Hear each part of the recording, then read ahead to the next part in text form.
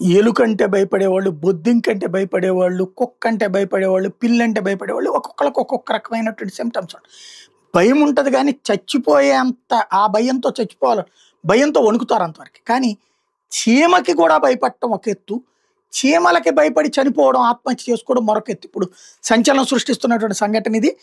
చీమలను చూసి భయంతో ఓ మహిళ ఉరివేసుకుని ఆత్మహత్యకు పాల్పడిన ఘటన తెలంగాణలో సంగారెడ్డి జిల్లా అమీన్పూర్ ఠాణా పరిధిలో చోటు చేసుకుంది.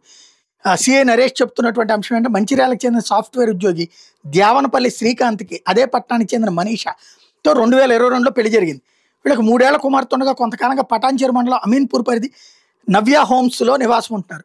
మనీషా చిన్నప్పటి నుంచి మిర్మికోఫోబియో చీమలంటే భయంతో బాధపడుతున్నారు. దీనికి సంబంధించి సైకాలజీ దగ్గర గతంలో కౌన్సిలింగ్ కూడా తీసుకున్నారు. నెల 4న శ్రీకాంత్ విధులకు వెళ్లి సాయంత్రం వచ్చేసరికి ఇంటి తలుపులు లోపల నుంచి పెట్టున్నాయి. ఎందుకు తీగిపోవడంతో పగలగొట్టి చూస్తే మనీష ఉరేసుకుని కనిపించారు. పక్కనే ఒక కాగితం మీద శ్రీ ఐయామ్ సారీ చీమలతో బతకడం నా వల్ల కాదు, పాప జాగ్రత్త, అన్నవరం తిరుపతి మొక్కులు తీర్చు, ఎల్లమ్మ తల్లికి ఒడిబియ్యం మర్చిపోకు అంటూ రాసి ఉంది.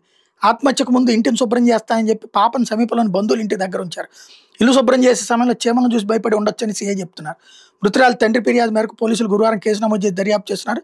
సైకాలజిస్టుల ప్రకారం మిర్మికోఫోబియా ఉన్నవాళ్ళు చీమలను చూడగానే కంగారు దడకు గురవడం, అవి కనిపిస్తాయని పొలాలు పార్కులు వంటి ప్రాంతాలకు వెళ్ళకపోవడం, చీమలు కనిపిస్తే ఇంటిని 1-10 సార్లు శుభ్రం చేయడం, ఆహారం పాడవుతుందని భయపడడం వంటివి చేస్తారని చెప్తున్నారు.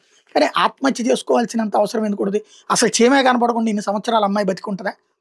చీమల భయం ఉండొచ్చు, బట్ ఆత్మహత్య చేసుకునేంత పరిస్థితి ఉందా? ఇది కొంత ఇన్వెస్టిగేట్ చేయాల్సి ఉంది. బట్ ఇప్పటికి కంక్లూజన్ అయితే చీమల వల్లనే అని చెప్తున్నారు.